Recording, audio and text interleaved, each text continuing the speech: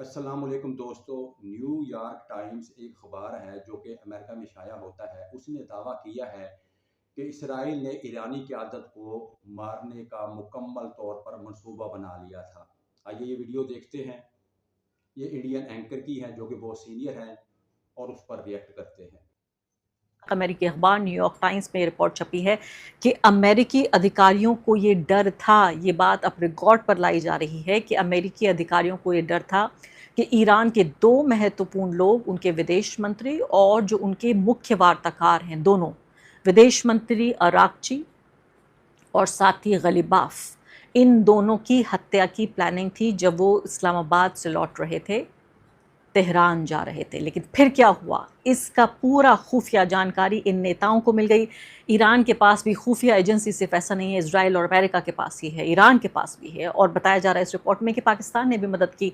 इस खुफिया जानकारी को कंफर्म किया गया और यही वजह थी कि अच्छा, ये एंकर ये बता रही हैं यहाँ पर कि आईएसआई जो पाकिस्तान की एजेंसी है उसे मुकम्मल तौर पर पता लग गया था कि इसराइल ने ये मंसूबा बनाया है और ये अमेरिका ने पाकिस्तान को बताया था और ईरान को भी बता दिया था ताकि जो मुज़ाकरात हैं वो नाकाम ना हों। ये वाक़या उस वक्त का है जब इस्लामाबाद में मुज़ाकरात हो रहे थे और जो डेलीगेशन था ईरान का वो वापस जा रहा था। की ये तस्वीरें मैं आपको दिखा चुकी हूँ, लेकिन तब तक मुझे ये पूरी कहानी नहीं पता थी। न्यूयॉर्क टाइम्स में ये पूरी कहानी नहीं आई थी। इस तस्वीर को मैंने आपको दिखाया था किस तरह से हवा में, आपने देखा था हवाई क्षेत्र में, एयर स्पेस में पाकिस्तानी जहाज़ एस्कॉर्ट कर रहे हैं इन दोनों नेताओं को ताकि ये सही सलामत पहुंच सकें। कैसे इस पूरे षड्यंत्र का पर्दाफाश हुआ ये मैं आपको बताने जा रही हूँ। तो आप देखिए, अमेरिकी अधिकारियों को डर था कि बातचीत के दौरान इजराइल ईरान के जो टॉप लीडर्स हैं और टॉप नेगोशिएटर्स जो बातचीत कर रहे थे उनकी हत्या कर सकता है। इजराइल कुछ भी कर सकता है, इजराइल जो चाहे कर सकता है और अब तक करता रहा है। आपने फिलिस्तीन का पूरा दोस्तों, इसराइल जो है एक दहशतगर्द मुल्क है। नेतन्याहू एक दहशतगर्द लीडर हैं। वो ये सब कुछ कर सकते थे, नामुमकिन। क्योंकि जब पाकिस्तान को ये मालूम हुआ, आईएसआई को मालूम हुआ और अमेरिका ने इन्हें बताया कि वो ये करना चाहते हैं, तो पाकिस्तान ने अपने जो रॉकेट हैं, जो जंगी रॉकेट है, जंगी जहाज़ हैं, वो हिफाजत के साथ वो वहाँ भेजे और डेलीगेशन के साथ भेजे और डेलीगेशन का त्यारा बीच में था और चारों तरफ जो थे पाकिस्तान के जेट त्यारे थे। दर्दनाक मंजर देखा है और आपने अब ईरान को भी 100 दिनों से आप देख रहे हैं कि ईरान के साथ क्या करने की कोशिश कर रहा है इजराइल। तो अब आगे सुनिए कहानी। जिन नेताओं का खतरा बताया जा रहा था, न्यूयॉर्क टाइम्स की रिपोर्ट कह रही है ईरान के विदेश मंत्री अब्बास अरागची और जो संसद के अध्यक्ष हैं मोहम्मद बगैर गलीबाफ भी शामिल हैं, जो कि मुख्य वार्ताकार भी हैं। और आपको पता है कि इससे पहले दो महत्वपूर्ण नेताओं की हत्या भी कर दी। तो इजराइल का मकसद सिर्फ ये था कि पूरी की पूरी जो पॉलिटिकल लीडरशिप है उसको तबाह कर दिया जाए। और जो बातचीत इजराइल अमेरिका ईरान के साथ कर रहा था उससे बिल्कुल नाखुश था। और इजराइल ने आप आप मुझे ये बताएं, शैतान का काम क्या होता है? वो यही चाहता है ना कि जनाब मुज़ाकरात ना हो और ये जो ईरान और अमेरिका है ये मुज़ाकरात आपस में ना करे और पाकिस्तान बीच में मीडिएशन का किरदार अदा ना करे। जानते हैं, ऑन रिकॉर्ड ये कहा था कि वो नहीं चाहते कि ये बातचीत हो, क्योंकि वो चाहता था कि ईरान में सत्ता परिवर्तन होना चाहिए, सरकार वहाँ की गिरा दी जाए, उसके बाद अपनी पसंद की सरकार वहाँ स्थापित की जाए, या इजराइल खुद ही अपनी सरकार वहाँ पर बना ले। इसके बाद ये था कि उनका मिसाइल का पूरा प्रोग्राम ख़त्म करना चाहते थे। न्यूक्लियर प्रोग्राम की अगर कोई पॉसिबिलिटी है उसको पूरे तरीके से तबाह कर दिया जाए और ईरान की पूरी लीडरशिप को मार दिया जाए। जी हाँ, न्यूयॉर्क टाइम्स का ये दावा है कि इसराइल ये चाहता था कि जो टॉप लीडरशिप है ईरान की उसे ख़त्म कर दिया जाए। जो ग्रेटर इसराइल का उनका मंसूबा है कि इसराइल यहाँ पर अपनी हुकूमत बनाए, अपनी मर्ज़ी की यहाँ पे हुकूमत बनाए और ईरान पर कब्ज़ा कर ले। आपको मालूम है कि किस तरह से कई महत्वपूर्ण जो नेता हैं वहाँ के, जो पहली पंक्ति के नेता हैं, उन सब की हत्या कर दी और इन दोनों की हत्या करने का भी प्लान था। अमेरिका को ये डर था कि अगर ऐसा हुआ तो जो लोग बातचीत कर रहे हैं वो बातचीत टूट जाएगी। ऐसा नहीं है कि अमेरिका को कोई खास हमदर्दी थी, अगर हमदर्दी होती तो वो ईरान पर अटैक क्यों करता। उन्हें सिर्फ ये था कि वो बातचीत का हल निकाल कर शांति प्रक्रिया में हिस्सा ले रहा था और अमेरिका ये नहीं चाहता था कि जो सबसे अहम नेगोशिएटर्स हैं, वार्ताकार हैं, उन्हीं की हत्या कर दी जाए। तो अमेरिका को जब ये पता लगा तब जाके इस षड्यंत्र का पर्दाफाश हुआ। अमेरिका के कुछ क्षेत्रीय देशों के जरिए ईरान को सूचना पहुंचाई। आप सोचते हैं किस पैरेलल यूनिवर्स की ये बात है कि वो मुल्क जो लगातार अटैक कर रहा है, वो मुल्क जिसने हमला करके 200 के आसपास ईरान की मासूम बच्चियों को स्कूल पर हमला करके तबाह कर दिया, उनकी हत्या कर दी। और मैं आपको ये बताना चाहती हूँ कि जो लोग अभी हाँ, बात अमेरिका की है, अमेरिका और इसराइल दोनों एक हैं, क्योंकि यहूदी लाबी जो है वो कभी भी मुसलमानों की खैर खा नहीं हो सकती। एयरपोर्ट पहुंच रहे हैं, तेहरान एयरपोर्ट खासकर, वहाँ पर उन बच्चियों के बस्ते और उनके जूते वहाँ एयरपोर्ट पर, ये तस्वीर देखिए, ये आपको रखी हुई वहाँ नज़र आ रहे हैं। तो वो देश यहाँ पर गुप्त सूचना भेजेगा, खुफिया जानकारी भेजेगा, क्योंकि अमेरिका का जो लिमिटेड पर्पस था वो ये था कि फ़िलहाल जो लोग बातचीत कर रहे हैं उन लोगों को ना मारा जाए।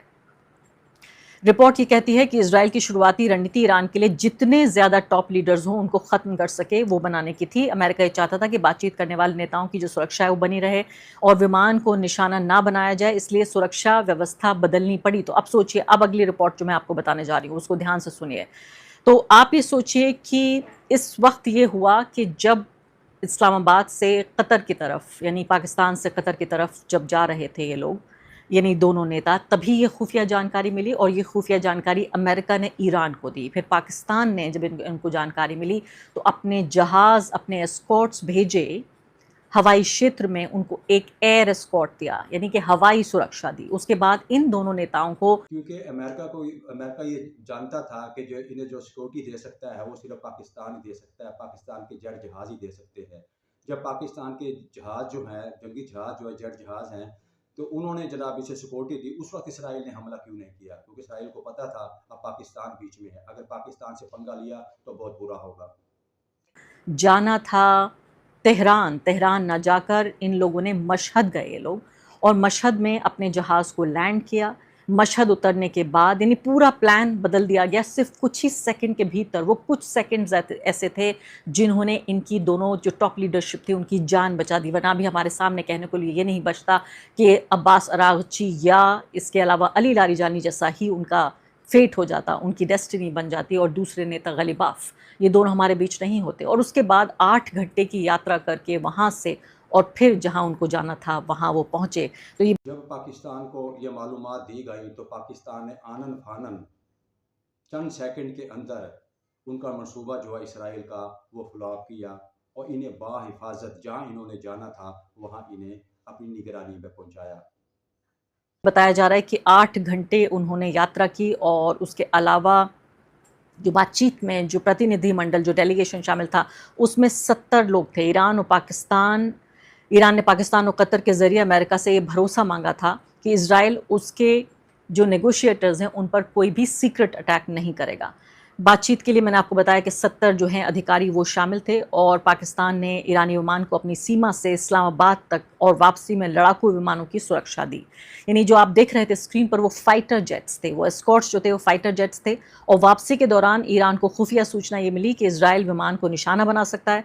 ईरान का दावा है कि इजराइल के 2 लड़ाकू विमान इराक की तरफ से ईरान की हवाई सीमा में घुसाए थे, इराक की तरफ से घुसे इजराइल के जो ये फाइटर जेट्स थे।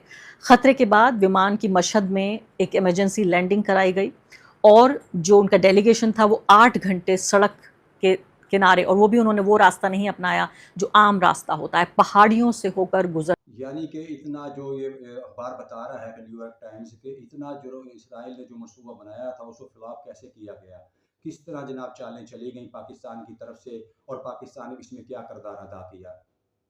करते हुए न जाने किस तरीके से अपने ही मुल्क में लैंड करने के बाद ये लोग तेहरान पहुँचे, और उसके बावजूद ये आप सोचिए कि ये किस जिगर की ये बात है कि फिर भी अलग अलग मुल्कों में, चाहे वो स्विट्ज़रलैंड हो या उसके बाद वो कतर हो, वहाँ पर अलग अलग मुल्कों में ये डेलीगेशन गया, और इस डेलीगेशन ने जी हाँ, ये तो बात बिल्कुल ठीक है कि जो ईरानी लीडर थे वो इतने बहादुर थे, जब उन्हें ये ख़तरा था, उन्हें पता था कि इसराइल उन पर हमला करेगा, लेकिन वो फिर भी मुज़ाकरात के लिए जाते रहे। स्विट्ज़रलैंड गए, पाकिस्तान है, इस्लामाबाद है, लेकिन इस्लामाबाद इस भरोसे पर है, उन्हें पाकिस्तान का पता था कि उन्हें पाकिस्तान सिक्योरिटी दे रहा है। अमेरिका से बातचीत की।